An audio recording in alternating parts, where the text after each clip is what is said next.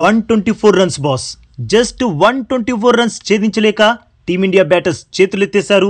93 పరుగులకే ఆలౌట్ అయి south Africa చేతిలో చిత్తుగా ఓడిపోయారు.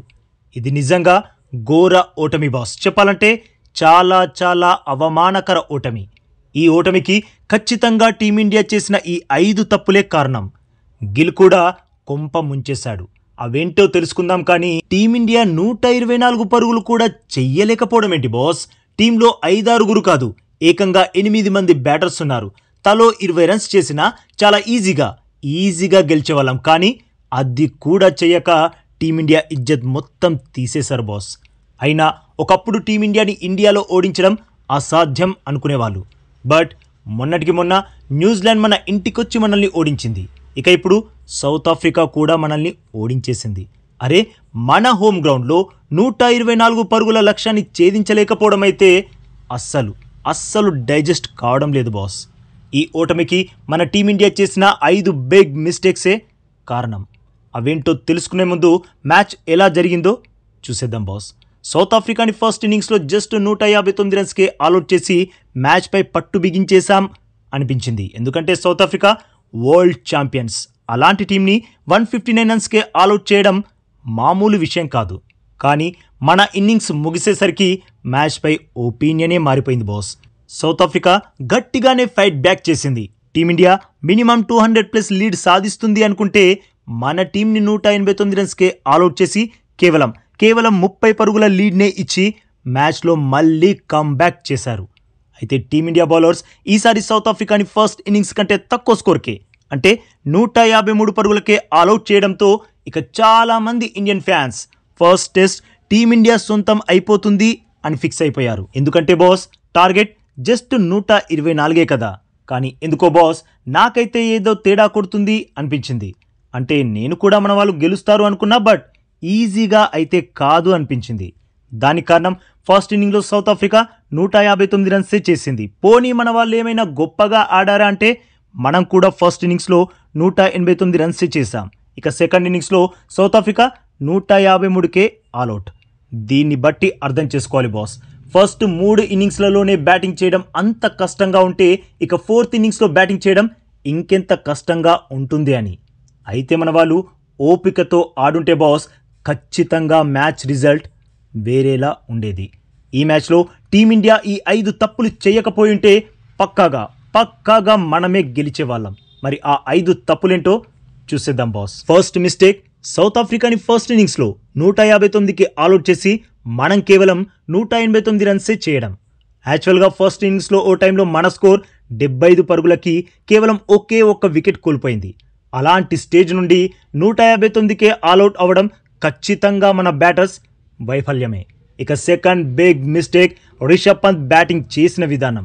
క్రీజ్లో పాతుకుపోయి భారీ లీడ్ని అందించాల్సిన టైంలో పిచ్ సహకరించకపోయినా అనవసరంగా అటాకింగ్ క్రికెట్ ఆడి 2 ఇన్నింగ్స్లలో తన వికెట్ని చేజార్చాడు. ఫస్ట్ ఇన్నింగ్స్లో 27 రన్స్ చేశాడు. సెకండ్ ఇన్నింగ్స్లో అయితే కేవలం 2 పరుగులే చేసి అవుట్ అయి అట్టర్ ఫ్లాప్ అయ్యాడు.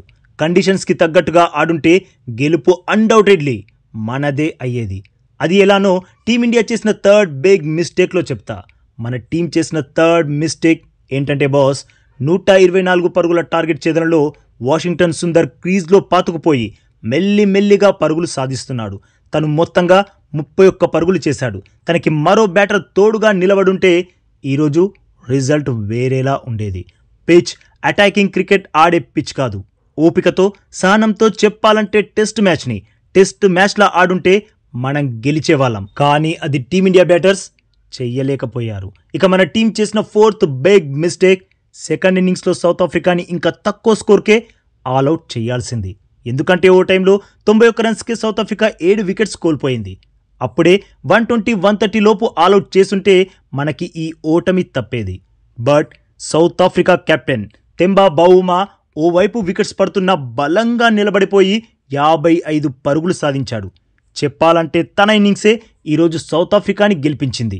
ఎందుకంటే బాస్ ఈ మ్యాచ్ మొత్తంలో బౌమా తప్ప ఏ ఒక్క బ్యాటర్ కూడా 40+ స్కోర్ సాధించలేకపోయారు. అలాంటి పిచ్పై 55 రన్స్తో నాట్అవుట్గా ఉండి మ్యాచ్ విన్నింగ్ పర్ఫార్మెన్స్ ఇచ్చాడనే చెప్పాలి.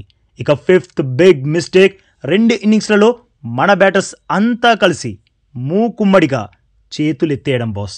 చెత్త షాట్స్ ఆడి వికెట్స్ని చేజార్చుకున్నారు. చెప్పడానికి నెంబర్ 8 వరకు అభేద్యమైన బ్యాటింగ్ లైనప్ ఉన్న టీం మన టీమిండియా. అలాంటి టీం కేవలం 124 పరుగులు కూడా ఛేదించలేక చితికిల పడిపోయింది. ఇది నిజంగా సిగ్గుచేటు బాస్. ఇక గిల్ బ్యాటింగ్కి రాకపోవడం కూడా మన ఓటమికి ఓ కారణం. ఫస్ట్ ఇన్నింగ్స్లో మెడ కండరాలు పట్టేయడంతో రిటైర్డ్ హార్డ్గా వెళ్ళిన గిల్ సెకండ్ ఇన్నింగ్స్లో కూడా బ్యాటింగ్ చేయడానికి రాలేదు. అంటే మన టీం ఒక బ్యాటర్ షాట్తోనే ఆడేసింది.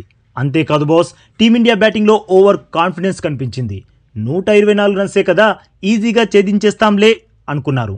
కానీ మన ముందుంది వరల్డ్ టెస్ట్ ఛాంపియన్స్ అని మర్చారు. మన ఓటమి బాధ కలిగించిన సౌత్ ఆఫ్రికా మాత్రం అద్భుతంగా ఆడింది. ఛాంపియన్ టీం ఛాంపియన్స్లా ఆడి మ్యాచ్ గెలిచింది.